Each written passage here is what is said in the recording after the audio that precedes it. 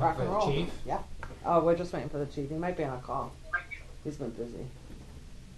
Okay, we can start. The chief can come in when he's ready.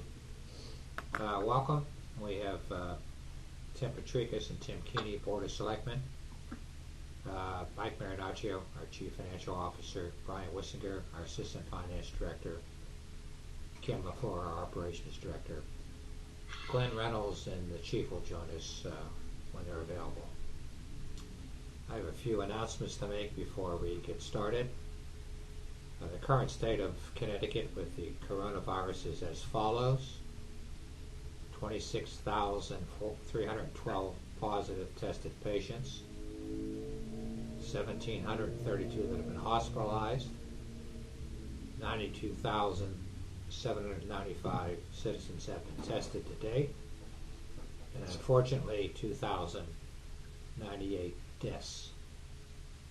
According to the governor, it's the slowest hospitalization they've seen in weeks, indicating that perhaps we've peaked and the curve is being flattened. He's estimating that within the next 7 to 10 days, selected businesses will be able to open. What remains to be seen.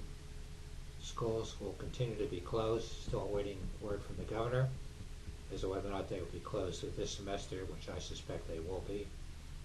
We're following the CDC's mandate on parks where no organized activity will take place.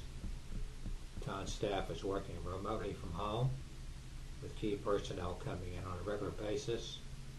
Town business continues. The summer's numbers are as follows: 69 positive cases, 44 of which are prisoners, 25 Summers residents, 2 have recovered, and 1 death. Those are the current numbers as I has of this morning, and they're constantly changing, but the good news is that I think we're flattening the curve, as they say. So hopefully this will give us an indication to start bringing economic activity back. Any comments on that before we move on, in the absence of Chief and Glenn Reynolds?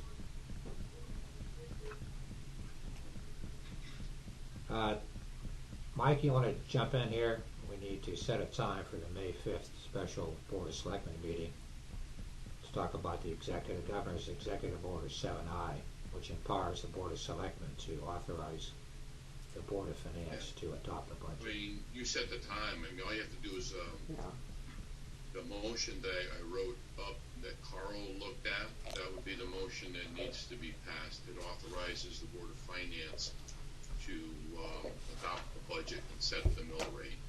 So that would be, I imagine you could put any other order of business you would like in that special meeting, as long as you address that particular item. That's fine. Just gotta set the time. So, Mike, for clarification, that motion would be made at the special meeting on the 5th, not today, correct? Correct. Yeah, it'll be made on the 5th. Okay. So we just have to set the time, which is convenient for both you gentlemen, on the 5th. There'll be a quick meeting, just to... What day of the week? What day of the week is that? That's a Tuesday. Okay. I could do 4 or 4:30, Bud, or later if you needed to. No, that's fine with me. How about you, Tim? I could do 4 o'clock. Okay. All right, 4 o'clock on May 5th. You got it. Okay. At which time we'll send out the motion that we'll vote on the 5th. Would you just make sure I get the Oh, yeah. Zoom Yeah. I'll send it to you, Tim. contact number? You got it. I couldn't find it today for this. I had to use my cell phone versus my computer. Oh. Okay. Okay, I assume that the Chief and Glenn are out on calls. Everybody's pretty much up to date on what's happening at the prisons. So Yeah. before we move on from that last motion, Bud, can we just make sure that the date and time gets posted on the website? Yeah. Yeah, Of course. We are still accepting any feedback from citizens, correct? that's correct. Yeah.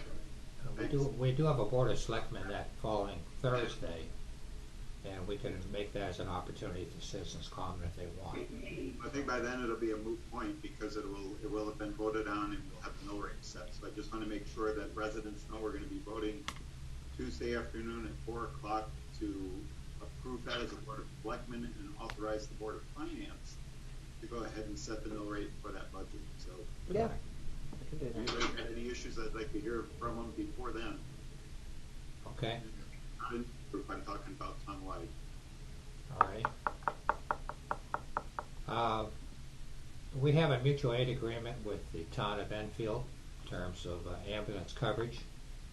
We have our third ambulance coming in probably this week, later this week. So we'll be adequately covered from an equipment and a staffing standpoint. Fortunately, none of our volunteers are sick, unlike what the situation is at Enfield, where I think up to 90% of them apparently are in quarantine. Yeah. So currently we're okay. And if we've peaked and flattened the curve, hopefully we'll be able to match up the equipment and the personnel to avoid any additional issues or problems. That's my update. Any additional comments or questions?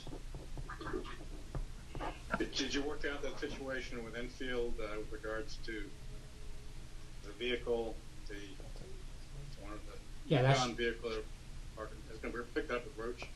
Yeah, that's all been set, Tim. There will be no charge to the town, and that vehicle will be parked at the town line between Enfield and Summers. Yeah, and we vetted that through Karma as well, so. We're all set on that. That agreement's in place, and it works out for both towns, and there's no cost to the town for that. That's all I have, unless anybody has some additional comments. No, I don't. All right, cool. Okay, so we're all set then for next Tuesday at 4 o'clock, and we'll send out that motion. I guess, Mike, we can do that to the Board of Selectmen. Certainly, yeah. And I think we're all set. All right. My heart is warmed by some of the responses from our citizens as it relates to financial contributions, gift certificates, social services, and outreach. And I just trust and hope that this kind of spirit of cooperation continues. But so far, so good.